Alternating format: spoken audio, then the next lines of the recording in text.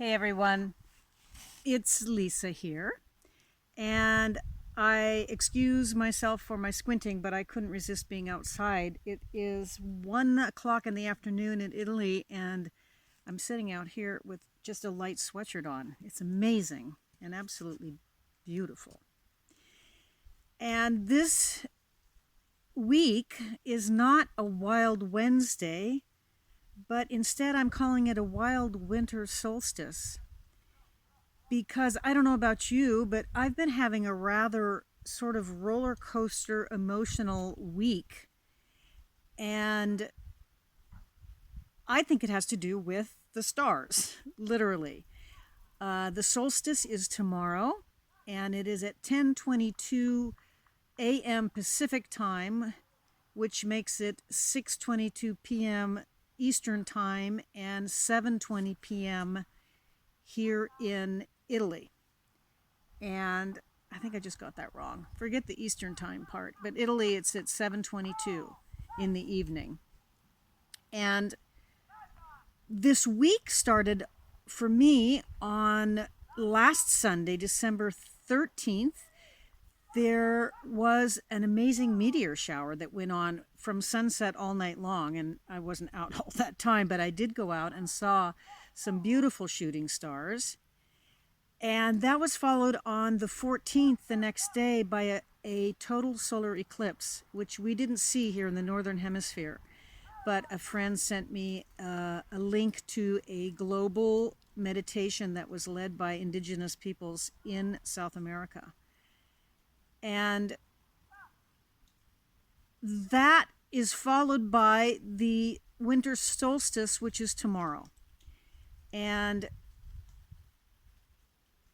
I would like to preface all of this with saying I am not an astrologist by any stretch of the imagination, but I do believe that we are affected by the movement of the planets, because if you think about it, our bodies are an average of about 60 to 70% water. And if the tides of the ocean are moved by the moon, then it totally stands to reason to me that we are affected by the movement of the planets, the whole solar system. And my sister is a nurse, and she said, if you don't believe it, just try going to the ER on a full moon and see what goes on there. So I decided to look a little further into the astrological aspect of this solar eclipse, and now tomorrow the winter solstice.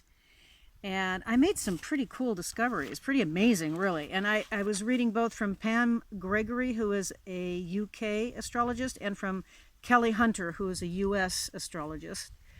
And they concur completely, along with many other astrologists and many other native peoples, that the solar eclipse this year was especially important because it marks the close of an era and the birth of a new era.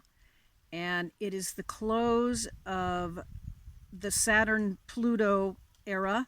I'm reading here because I made notes, which represented hard times with lots of rules and regulations and the abuse of power and the clash between those wanting autonomy and those wanting to control.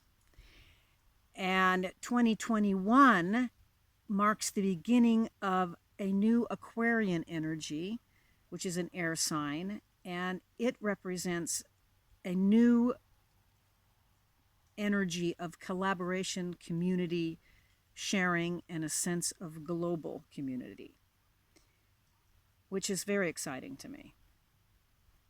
And the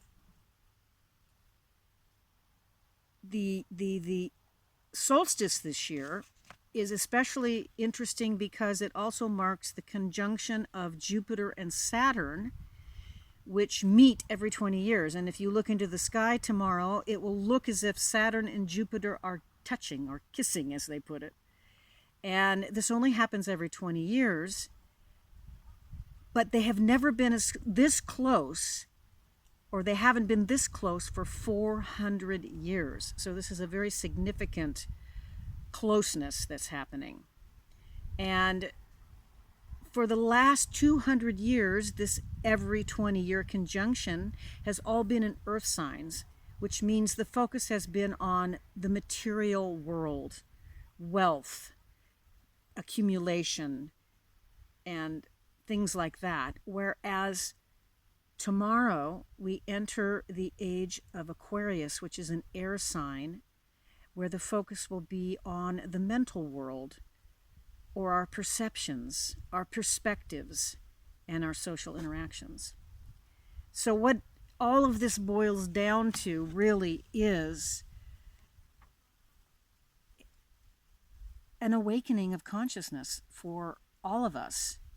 And whether we are actually consciously aware of it or not, there are enough people on the planet who are sending out these wonderful vibrations of peace and love, and there is enough to go around if we all share, that things will begin to change. And to me, that's very exciting. So I wanted to share that with you today and invite you tomorrow at the time of this conjunction, which is at 10:22 Pacific time, and you can do the calculation wherever you are on the planet. Because, having said wherever you are on the planet, I want to reemphasize what I have felt for a long time, which is I'm not a citizen of the United States. I was born there, but I'm not a citizen of the United States. I am a citizen of the world, because we all live on one big rock, no matter what our country of birth, no matter what our religion, our language, our beliefs, whatever it is, we are all human. And we all need to take care of each other, because in doing so, we are taking care of ourselves. So it's not a matter of if I can't have it, you can't have it either.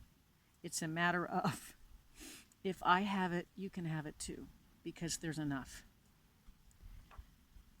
So in whatever way you want to, tomorrow, send out your peaceful, loving, joyful energy so that all of us can be happy and healthy.